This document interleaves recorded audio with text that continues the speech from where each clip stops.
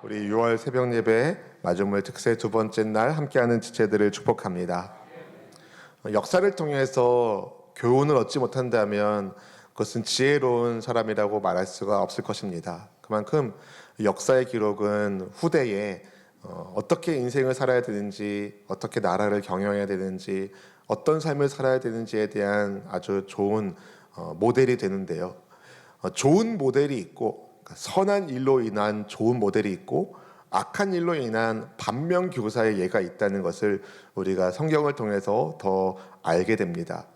바라기는 악한 왕들의 행적을 보고선 우리 안에 경각심을 가지고, 선한 왕들의 행적을 보고서는 우리도 그렇게 따라가므로 선한 왕이신 예수님을 섬기는 예수님의 사람으로 여러분 삶이 쓰임받고 복되시기를 주님의 이름으로 축복합니다. 하나님을 경외하는 히스기야 왕 다음에 그의 아들이지만 망나니 같은 므낫세가 왕이 되었습니다. 어제 나눈 것처럼 아버지가 제거한 우상을 다시 그가 섬기고, 심지어 하나님의 성전과 또 그 마당에 우상의 제단을 쌓을 정도로 그가 타락했다고 말씀드렸습니다. 심지어 왕자들까지 몰래게 그 우상에게 부르다가 바쳤다는 것도 우리가 보았는데요. 그런 므낫세의 그 엄청난 죄로 인해서 다른 유다 백성들도 물들었습니다. 그래서 하나님께서 그 악에 대하여 므낫세와 백성들에게 경고하셨는데요. 문제는 그들이 듣지 않는 것이었습니다. 본문 10절 말씀을 같이 읽어보실까요? 야훼께서 므낫세와 그의 백성에게 이르셨으나 그들이 듣지 아니하므로. 하나님께서 경고의 말씀을 주셨음에도 듣지 않았다라고 이야기합니다. 경고하셨는데 듣지 않으면 어떤 일이 벌어질까요? 사고가 나는 겁니다. 기차가 지나간다고 막 불이 막 들어오고 경고 사이렌이 나는데 그걸 무시하고 그냥 진행하면 큰 사고가 나는 것처럼 하나님께서 경고의 사인을 주시고 또 사인을 주시는데도 그것을 듣지 않고 죄의 방향으로 향하면 큰 사고가 나는 것이죠. 므낫세에도 큰 사고가 납니다. 바로 아수르에 의하여 바벨론으로 포로가 된 것입니다. 하나님께서 경고하시면서도 듣지 않으니까 하나님이 아수르의 군대를 이용해서 므낫세를 사로잡아 바벨론의 포로로 끌려가게 하셨습니다. 그제서야 므낫세가 어떻게 합니까? 하나님께 기도합니다. 어떻게 해요? 아주 겸손하게 기도해요. 본문의 12절 말씀 읽어보실까요? 그가 환난을 당하여 그의 하나님 야훼께 간구하고 그의 조상들의 하나님 앞에 크게 겸손하여. 환난 당하기 전에 하나님 말씀 들었으면 얼마나 좋았을까요? 쇠사슬로 결박된 채 바벨론의 포로로 끌려간 이후에야 그가 정신을 차리고 겸손하게 하나님께 기도를 드립니다. 이 본문의 말씀을 묵상하면서 그런 생각이 들었어요. 왜 므낫세가 가나안의 우상들을 섬겼을까? 이스라엘의 지도를 한번 세계 지도를 생각해 보면 이스라엘만 야훼 하나님을 섬기고 이집트는 달을, 해를, 이집트는 해를, 그리고 아수르와 이런 나라들은 달을 섬깁니다. 그러니까 므낫세 나름대로는 우리가 1월 성신을 섬기고 가나안의 우상을 섬기는 것은 다른 주변 국가들과 비슷하게 간다고 생각할 수도 있었다는 거죠. 그러니까 우상을 숭배함으로 유일신이신 하나님만을 섬기면 계속 그들과 부딪힐 수 있으니까 우리가 저들이 섬기는 우상을 섬기면 그래도 쟤네 우리랑 별로 다르지 않네. 우리가 섬기는 이 신을 섬기네. 그러면은 우리랑도 좀 외교도 하고 뭐도 하고 뭐도 할 수 있지. 아마 이런 것들을 므낫세가 생각한 것은 아닌가라는 생각이 들었어요. 그런데 그 결과가 뭡니까? 아수르에 의해서 오히려 쇠사슬로 잡혀 간 거죠. 그제서야 므낫세가 깨달은 게 아닐까. 우리가 붙잡아야 할 분은 하나님밖에 없구나. 다른 우상이 아니구나. 내가 그동안 하나님의 말씀을 무시하고 하나님의 성전에 감히 우상의 제단을 쌓았는데 하나님이 이것을 통해서 내게 심판하시는 거구나. 내가 정신을 차려야지. 그러면서 므낫세가 하나님께 기도한 것이 아닐까. 오죽 겸손하게 기도했으면 성경에 보니까 아주 크게 겸손해서 기도했다라고 표현하고 있습니다. 하나님이 그의 기도를 들으실 때 어떻게 하셨나요?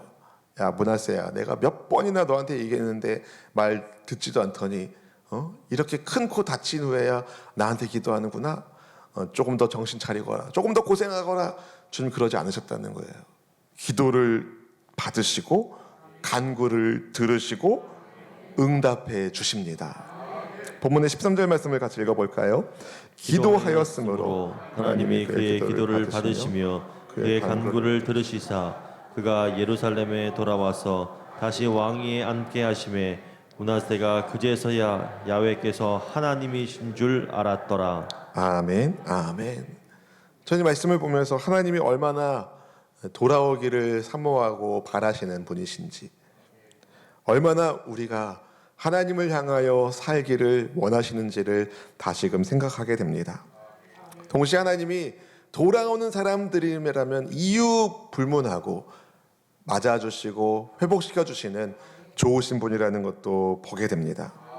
말 안 듣고 감히 하나님의 성전을 더럽히고 하나님께서 주신 자식까지도 함부로 죽인 왕인데, 악한 왕인데 포로로 잡혀간 뒤에서야 정신 차리고 하나님께 기도했는데 그런 기도에도 하나님이 응답해 주셨다는 것이, 하나님은 회개하는 사람에게 다시 기회를 주시는 분이십니다. 므낫세처럼 악한 왕도 회개하면 하나님께서 회복의 은혜를 주십니다. 이게 여러분 하나님의 마음인 거예요. 한번 따라해 보실까요? 하나님은 우리가 형통하길 원하신다. 아멘. 하나님은 우리가 망하지 않기를 원하십니다. 하나님은 우리가 형통하기를 원하십니다. 그래서 야훼 하나님 우리에게 복 주기를 원하시고 지키기를 원하시고 평강 주기를 원하시고 그 얼굴빛을 비추어 주셔서 여러분 삶을 보호해 주시기를 원하시는 분이 우리 하나님이신 거예요. 문제는 우리가 그분의 복을 받을 만큼 그분의 음성에 우리가 귀를 기울이고 있는가, 그분께서 주시는 복을 잘 받을 만한 깨끗한 믿음의 그릇을 가지고 있는가입니다.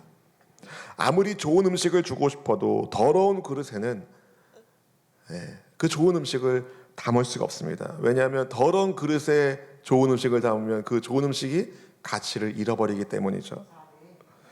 나라는 그릇을 깨끗하게 해야 하나님이 주시는 형통의 복을 받을 수가 있습니다.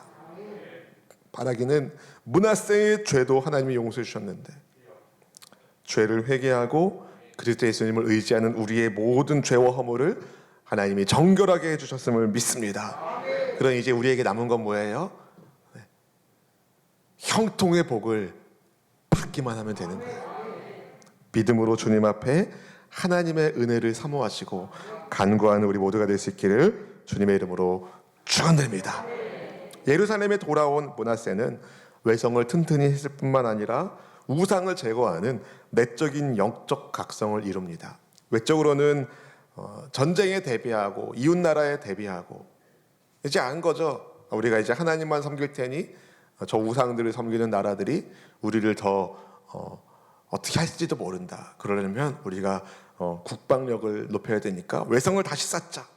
그리고 동시에 우리가 외성만 쌓을 게 아니라 하나님을 경외하는 신앙 회복을 가져야 우리가 언제든 하나님께서 주시는 승리를 누릴 수가 있는 법이지. 그래, 내적인 영적 각성을 우리가 해야지 하고선 이제 하나님을 예배하는 예배의 제단, 하나님의 제단을 보수하고 또 하나님께 화목제와 감사제를 드렸을 뿐만 아니라 유다 백성들에게 명령해서 이스라엘의 하나님 야훼를 섬기게 합니다. 그래서 비록 산당은 제거되지 않았지만 백성들은 하나님께만 예배드리게 된 것입니다. 그런데 여러분, 므낫세의 뒤를 이어서 그의 아들이 왕이 되는데, 아몬이 22살에 왕이 되는데 그에 대한 평가가 전에 겸손하지 못했던 므낫세와 동일한 전철을 밟는 것입니다. 본문의 22절 말씀을 읽어보실까요? 그의 아버지 므낫세의 행함같이 야훼 보시기에 악을 행하여 아몬이 그의 아버지 므낫세가 만든 아로색인 모든 우상에게 제사하여 섬겼으며. 너무나도 안타까운 일입니다. 아버지 므낫세가 우상 숭배했던 때의 영향을 아몬이 크게 받은 거죠. 므낫세가 비록 고난받고 회개하고 돌아와 하나님을 겸손히 섬기긴 했지만 그것들 배우지 못하고 오히려 더 범죄합니다. 하나님 앞에서 겸손하지 않으면 여러분 점점 더 심각한 죄의 사람이 되고 맙니다. 결국 아몬은 자기 신하의 손에서 목숨을 잃고 또 아몬을 반역하여 그의 목숨을 빼앗은 이들도 다른 사람들에 의해 목숨을 잃게 됩니다. 교만함이 사망을 불러일으키는 거죠. 여러분 겸손함이 생명을 가져옵니다. 주님의 말씀에 늘 겸손하게 순종하는 저와 여러분 되시기 주의 이름으로 축복합니다. 회개한 므낫세보다 죄 짓는 므낫세의 영향이 더 크다는 것을 오늘 성경이 우리에게 보여주는 것 같습니다. 회개한 므낫세의 영향보다 죄 짓던 므낫세의 영향을 아몬이 더 크게 받았거든요. 이것은 선한 영향력보다 악한 영향력이 그 인생의 존재에 큰 스크래치를, 상처를 주는 것을, 흔적을 남기는 것을 보여준 것 같습니다. 그래서 그런 얘기를 여러분 들어보셨을 것 같아요. 긍정적인 말 한마디보다 부정적인 말 한마디가 더 영향이 크다. 그래서 부정적인 말 한마디를 없애려면 긍정적인 말 한 10마디는 들어야 된다. 이런 얘기들을 여러분이 들어보셨을 것 같아요. 그런 것처럼 악한 죄의 영향력이 선한 영향력보다 훨씬 더 사람들을 힘들게 어렵게 만듭니다. 따라서 우리는 하나님 앞에 늘 겸손해야 됩니다. 악한 죄의 영향력을 끊어내는 길은 오직 하나님을 의지하는 수밖에 없습니다. 내가 끊어내야지 하고 끊어지는 게 아니라 하나님을 붙잡고 하나님을 의지하고 하나님의 뜻에 순종하려고 몸부림칠 때 우리가 악한 죄의 영향력부터 보호되게 되는 것입니다. 하나님만 섬기는, 하나님께 순종하는 저 여러분 되시기를 축복합니다. 혹시 그리고 하나님께만 예배하고 있지만 혹시 내 안에 제거되지 못한 죄의 영향력, 아직 남아있는 산당은 없을까요? 여러분, 므낫세가 그 산당까지 없앴다면 근데 왜 그 산당은 또 남겼을까? 참 마음이 복잡합니다. 바라기는 아싸리 애초부터 산당이란 것들은 세우지도 말고 오직 믿음의 제단, 하나님을 향한 예배의 제단만을 쌓으시고 예배하는 우리 모두가 될 수 있기를 축복합니다. 그리고 여러분 한 분 한 분이 세상의 죄의 산당이 아니라 하나님이 거하시는 거룩한 성전으로서 여러분 구별되었고 성령께서 도장을 꽉 찍으셨습니다. 아멘. 네. 죄의 산당은 우리 인생과는 상관없습니다. 예수님께서 보혈의 피를 흘려주셔서 우리가 성령이 거하시는 성전이 되었습니다. 주님의 이름이 그러니 여러분과 함께 하십니다.